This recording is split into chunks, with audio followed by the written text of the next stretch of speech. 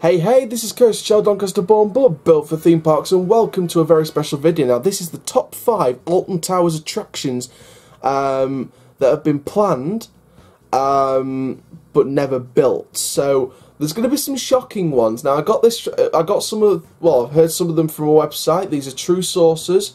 There's a couple in there that you may not have even realised that could have happened. It could be anything from plans to just talks with some people that worked at Alton Towers or people that used to work at Alton Towers. I didn't message any information. This is just what was on the website, full of information. So, hope you guys love this video. Make sure you like, comment, subscribe, and let's get into the video. So, at number 5, by the way, we're going in order of top 5, but 5 being the least shocking and 1 being the most shocking. I've got a real surprise for number 1 that you guys probably didn't expect, so make sure you stay tuned for that.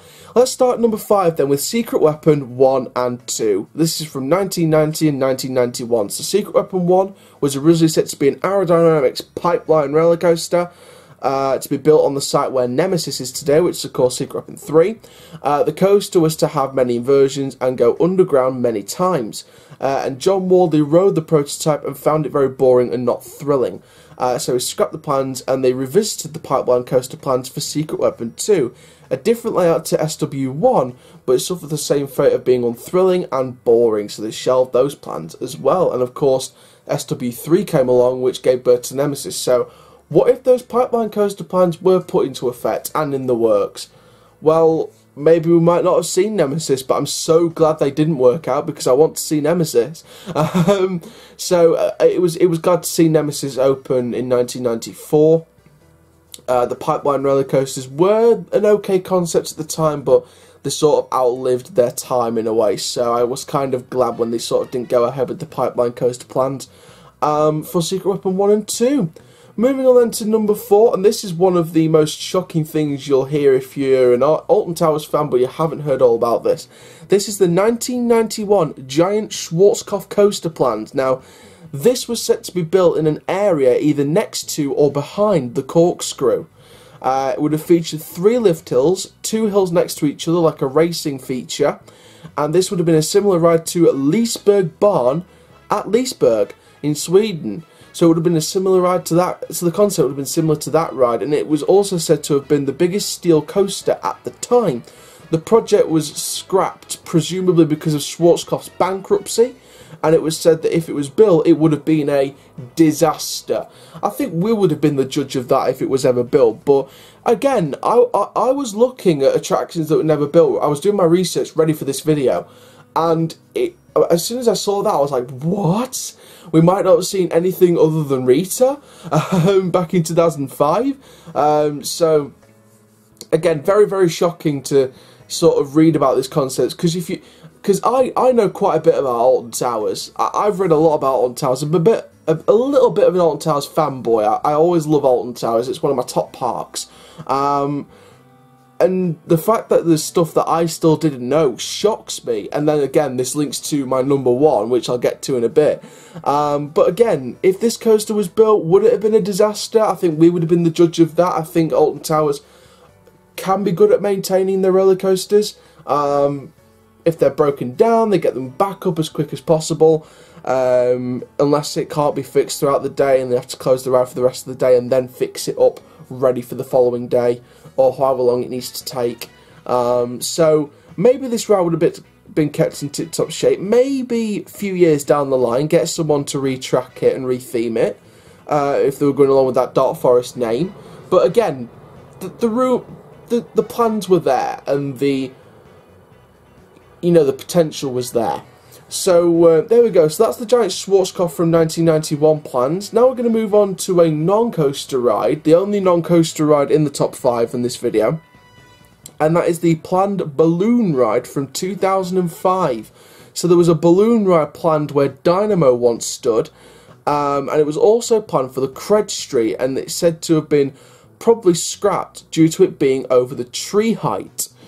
Now, of course, if you don't know the Alton Towers height restrictions in terms of building new rides and attractions, basically you can't build above the tree height, and this explains, well, basically what I'm about to say now explains why Nemesis is in a pit, Galactica / Air is technically in a pit, Smiler was dug down, Oblivion was dug down as well. This is what, and Wicker Man as well to an extent. So this is why these coasters were sort of dug down. So the restriction is they can't build above the tree height because they're in a conservation area, so it was really important for the Alton Towers Resort team to keep that conservation area and treat it with respect. So the rides can't be seen over the tree height. As a guest, it's exciting because you couldn't see over the tree height, so you sort of have to go through the entrance to the area to see the coaster for yourself. So it was exhilarating for a fan, but from a construction side of views, you couldn't build above the tree height because it'd be disrespecting the conservation area that Alton Towers was in. So in order to build really tall rides, you had to dig deeper down, which explains the Smiler, Nemesis, Galactic Air, etc. So again, this sort of explains why the balloon ride kind of wasn't made. However, in future, if they ever want to do something for their fireworks, like if they want to set off a balloon, like a hot air balloon somewhere and have it fly over the towers and make sure it's out of the way before the fireworks start, or even just for a live show and land it on the tower's lawn. I don't know. But for now, this balloon ride is not going to be built. I don't think it will be built unless it was for a show. It won't be used as an actual ride. So coming in at number 2 then, I know this is not shocking to most Alton Towers fans, but I still think it's one of the most important shelved plans in the Alton Towers history books, and that is of course the Cross Valley wooden roller coaster. Now, a wooden coaster was planned to stretch across from the valley, from Ugland, which is now known as Dot Forest, up to Forbidden Valley, and then I think it will come back round to Ugland. So the coaster would start at Ugland basically. The coaster would have massive drops reaching 200 feet and have the largest drops on any Woody in history. The plans were submitted, were rejected and shelved for many reasons, but the two main reasons mentioned height restrictions of the construction of the ride and the noise complaints from the locals. However, us as coaster fans, we were praying for a wooden coaster, and we finally got it last year for the opening of Wicker Man on the Flume site at the back end of Mutiny Bay. A big old GCI for the family thrill market. The 1.2 metre height restriction wooden coaster with that wicker theming to get us into that ritual and let the ceremony commence. We finally got our wish. We got a wooden coaster. The Cross Valley wooden coaster would have been nice. It was a shame that the noise complaints and the height restrictions sort of banished those plans. If it was nothing down to height restrictions, it was just noise. If they used a silent lift hill and a magnetic brake system to reduce noise, then again, would have been possible without the height restrictions. But again, they've got to play a big part in it as well. So again, it's one of those things where you just got to let it go. We've got our wooden coaster now, so we don't even need to worry.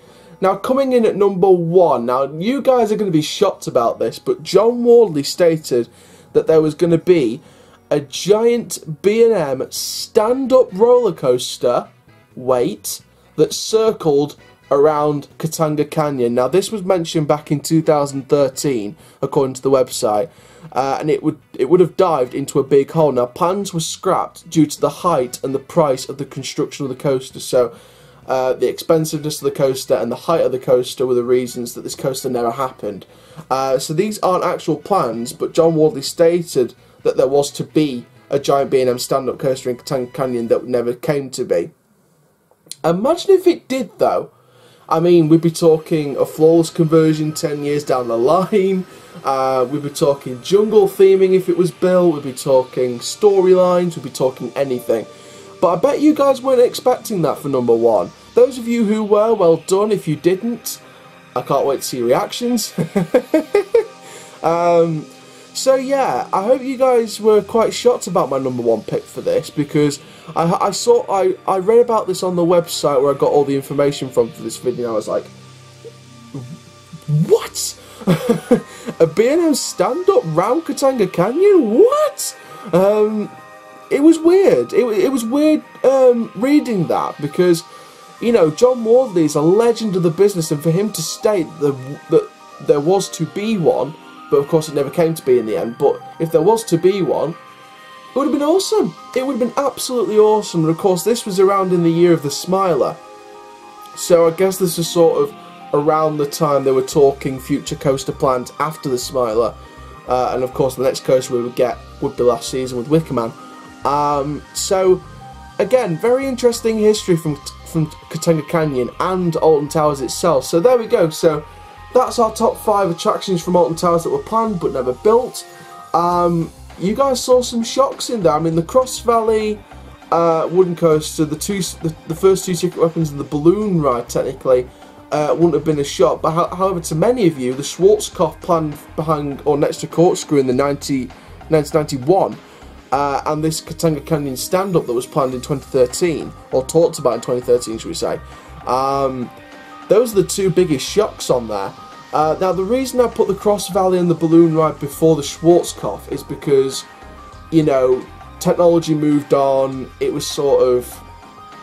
the Schwarzkopf wasn't as shocking. Schwarzkopf was out of the business, so I didn't really understand Schwarzkopf as much. Because I didn't understand their rides as much, purely because they were out of business and they were bankrupt. And the Cross Valley wooden coaster is a legendary one, so I would have put that close towards number 1, but not number 1. Not after what I read about Katenga Canyon. No way was that going to be number 1. I was making sure Katenga Canyon took the number 1 spot for sure. So there we go. So that's this video done. Make sure you like, comment, subscribe, and click the notification bell so you never miss a video. My name is Coaster Child Doncaster, born but built for theme parks. Keep living the coaster life, my dudes, and I will see you guys in the next video soon. Take care. Have an awesome day.